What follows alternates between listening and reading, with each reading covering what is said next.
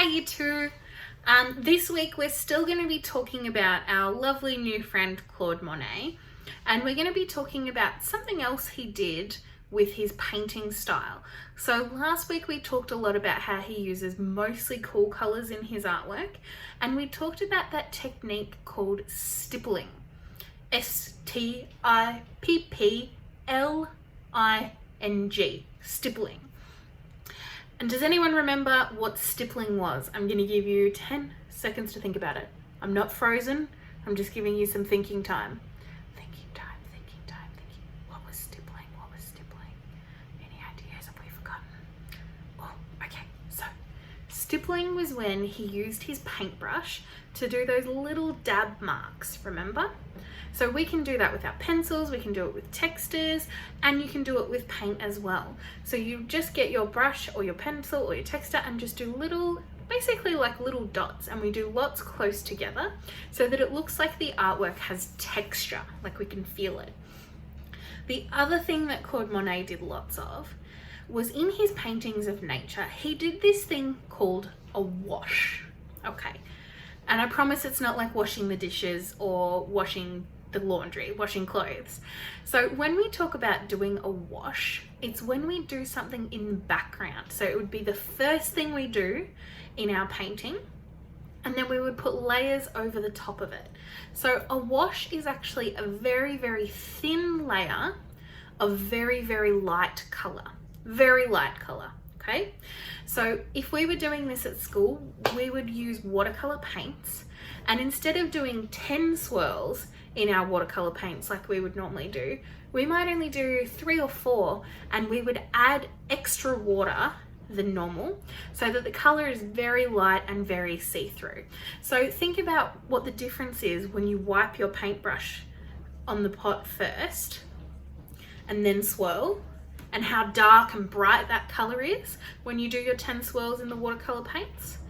And then think about what it's like when we do straight in, no wiping the brush, no getting the extra water off, and maybe only doing 3 or 4 swirls.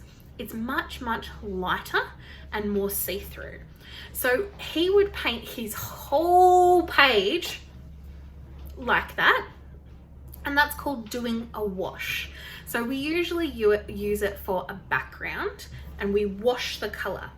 So it gives you a nice starting point, and then you can layer more interesting things over the top.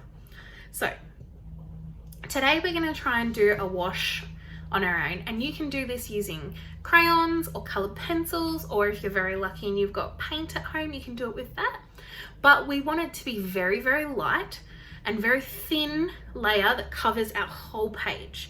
So today I'm only going to do this with a small piece of paper. So I'm actually only going to use an A5 piece of paper, which for those of you who remember is half of an A4. So it's very small because I'm going to color the whole background, and that's going to take some time. So if you've only got an A4 piece of paper at home, you can do it with the A4, no worries. Or you can do what I'm going to do and chop an A4 in half. I'm going to show you how. So grab your drawing things, colored pencils, crayons, whatever you've got, paint if you're lucky, and a piece of paper, and meet me back here. Okay, so like I said, I'm starting with an A4 piece of paper, and I've decided for this artwork today, for me, this is actually going to be a little bit too big. So I want to make this an A5 piece of paper. You can keep yours as A4, which is the normal size that we use for printing and all those sorts of things, which is what you've probably got at home. Or you can try and do what I'm about to do, which is turn it into an A5, which is actually really, really easy. So like I said, A4 is half, A5 is half of A4. So if I fold this in half very carefully and make sure my corners match up as best I can, I'm going to do a nice sharp fold there, and then you can see I've got a line here. So half of this is actually A5. Now you can just fold it in half like that, or you can cut it, which is what I'm going to do. So I'm going to cut this bit off And then I've got another A5 piece of paper, which I can use for something else, another artwork, or I can stick it in my scrap paper box for something else. So now I've got my A5 artwork, A5 piece of paper. I decided to do it a bit smaller today because I'm going to do that really light wash over the whole background, and an A4 piece of paper is really big to do that, but you can have a go if you like. I picked today some cool colors to do this. So because I'm so inspired by Claude Monet, which is what we're doing at the moment, we're being inspired by another artist, Claude Monet. So I'm going to continue with that, and I'm going to use cool colors today. So I've got dark green, purple, light blue, and light green. And I'm going to do very, very, very, very light coloring all across the whole page for my wash, for my background. Like I said, if you were doing this with paint, you would use a little bit more water. And for me, I'm just going to make sure that I don't press really hard. So I'm going to be very light with my hand and shade the whole thing very carefully. If you were doing it with crayons, you'd do the same thing. You would try and be very, very light with your hands. I'm also going to use these 4 colors for the whole background, and I'm actually going to blend them together a little bit. So let's get started. So very lightly, see, I'm being super, super light. I'm just adding all this color right to the edge of my page and making a wash in the background. And because I want to use all of these colors for this artwork, I'm actually going to try and blend them together a little bit. And that means that in some spots, I'm going to layer them. So I'm going to have one on top of the other. And because I'm doing it so light, very, very light, taking my time, they blend together really nicely. Look at that. This is a beautiful wash already. I'm going to do the blue down the bottom because I think that I'm going to try and do the water garden with some lilies in it. A little bit of purple, because why not? And remember, this is only going to be my background. I'm going to add other things to this and layer it and add more stuff. And I'm going to use some paper and I'm going to use some drawing to do that. You know what else I think I need? I think I need my dark blue pencil too. There we go. Ooh, this one's quite dark. It's probably a little bit darker than I want, but that's okay. Got to be very light with my hand. Super, super, super, super, super, super light. And I'm just going to use a little bit of that because it's way darker than I thought. And I'm going to put my light blue over the top. There we go. And that will be my wash for the background. So like I said, I'm doing it super light and filling the whole background, every little bit of it right to the edges. And that is my wash for my background. Very nice. Now, like I said, for this artwork, I am going to try and make the Japanese garden. And the most important feature to that, I think, is that beautiful little Japanese bridge.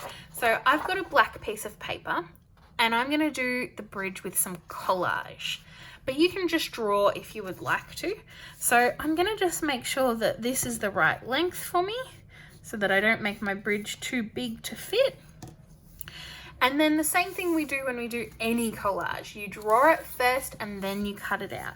So I'm going to draw the Japanese bridge. And I like that little wooden bridge. And I think this is going to look awesome on my wash background.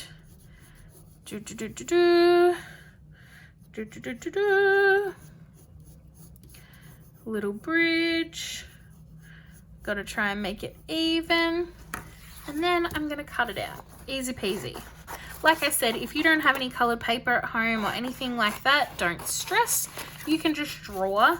And in a second, I'm going to show you how to do that too. And you know what? I'm going to be a little bit fancy today. And I'm actually going to fold it in half to try and make sure it's even. So this is kind of like how we made the lilies last week. I've just realized. What a connection.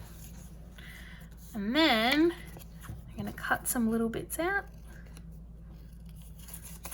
And this is going to be my beautiful, hopefully, Japanese bridge.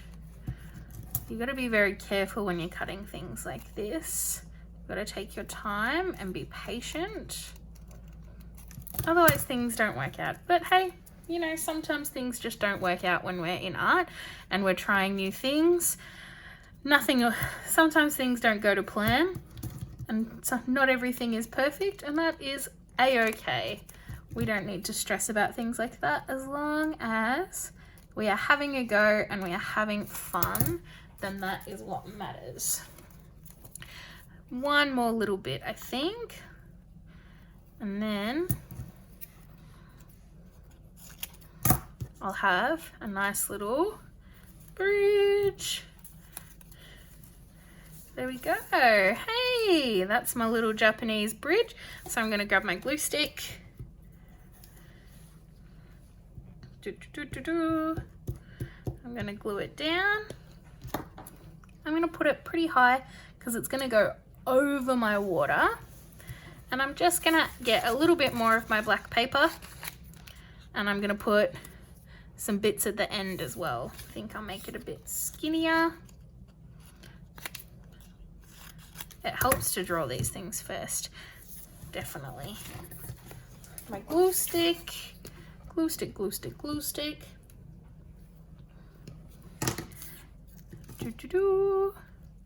So I've got my wash for the background and I've got my little collage Japanese bridge, which I'm really happy with.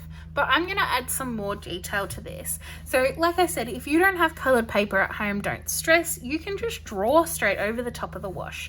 That's one of the good things about coloring the background so lightly like this, is that you can just draw straight over the top. So now in the watery part, the blue section, I'm going to draw some lily pads and some lilies.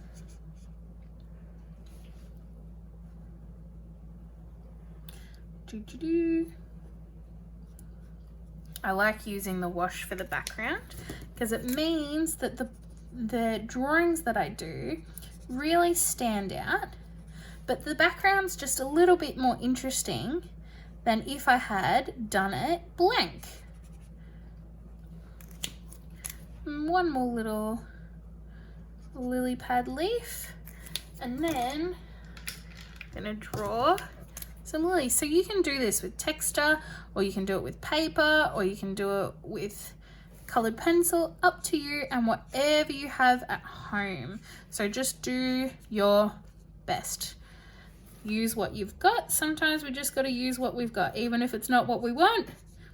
You got to use what you have. That's what I'm doing at the moment, just using what I've got at home, because I don't have all the paints and things like that we've got at school here either. A little bit of yellow to make it more interesting.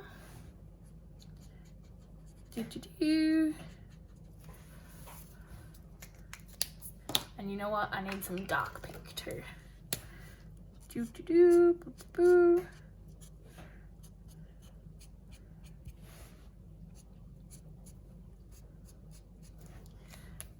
Lovely. And you know what? And even for good luck, I'm going to get my pencils and I'm going to draw some leaves like a tree hanging over, just like that picture we saw in The Magical Garden of Claude Monet, that book that we shared at the start. Ooh, that was a bit of a flip. And some on the other side too.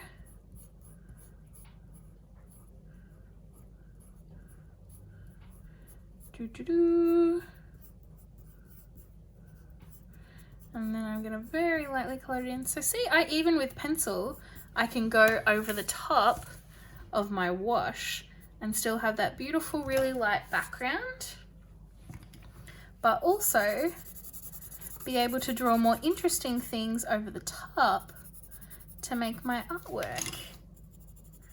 So I've got a wash in the background, I've got a little bit of collage to show you how to do that if you want to, and I've got some drawing with texture and with pencil. Love it! Beautiful water garden, beautiful little Japanese fridge, and all my lovely lilies on top of my beautiful washed background, very light color. Alright, I hope you enjoyed making this artwork and doing a wash for your background, and then layering some things on top of it using collage to make it a little bit more interesting and a little bit more exciting. I can't wait to see what you make. Email me if you've got any questions or you're not sure or you just miss me. I like hearing from you. Okay, goodbye.